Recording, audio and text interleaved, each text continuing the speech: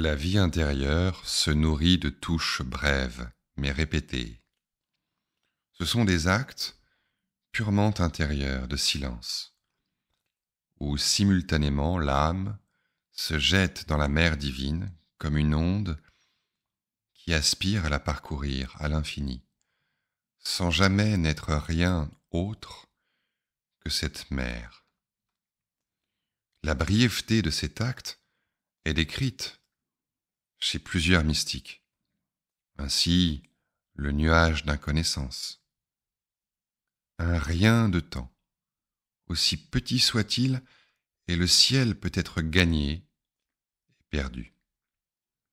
Aussi, donne toute ton attention à cette œuvre et à sa merveilleuse manière, intérieurement dans ton âme.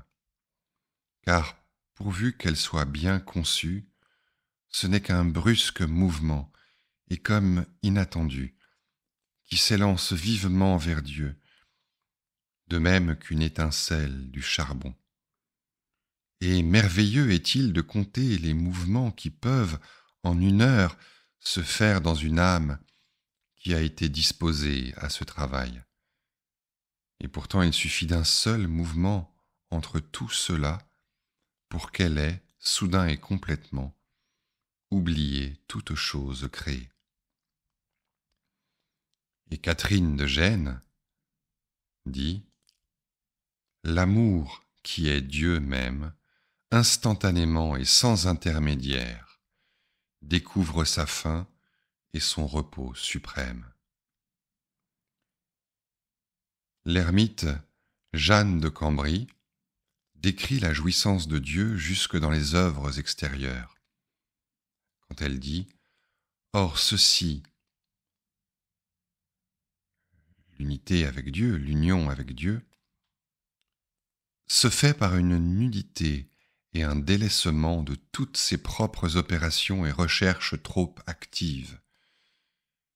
L'âme vient à s'écouler jusqu'au plus profond abîme de son néant. Et lors, au moment que l'âme et ses puissances sont anéanties par cette profonde humilité, cet esprit, partie suprême de l'âme, vient à s'envoler plus vite qu'un éclair, ou plus que le rayon du soleil, jetant sa brillante lumière en quelques lieues lorsque les obstacles en sont ôtés. Ainsi donc cet esprit vient à s'envoler à l'union de son Dieu, retournant à lui comme à son centre, car Dieu est vraiment le centre de notre âme. C'est un extrait du traité de la ruine de l'âme. Et enfin, Bernardino de Laredo dit « Surmontant le créé et sortant de lui, l'âme va à Dieu par une élévation d'esprit subite et instantanée. Elle ne demeure en chemin pas plus longtemps que la paupière de l'œil ne prend à cligner, à la façon d'un rayon du soleil, lequel, à l'instant qu'il naît à l'Orient, arrive en Occident.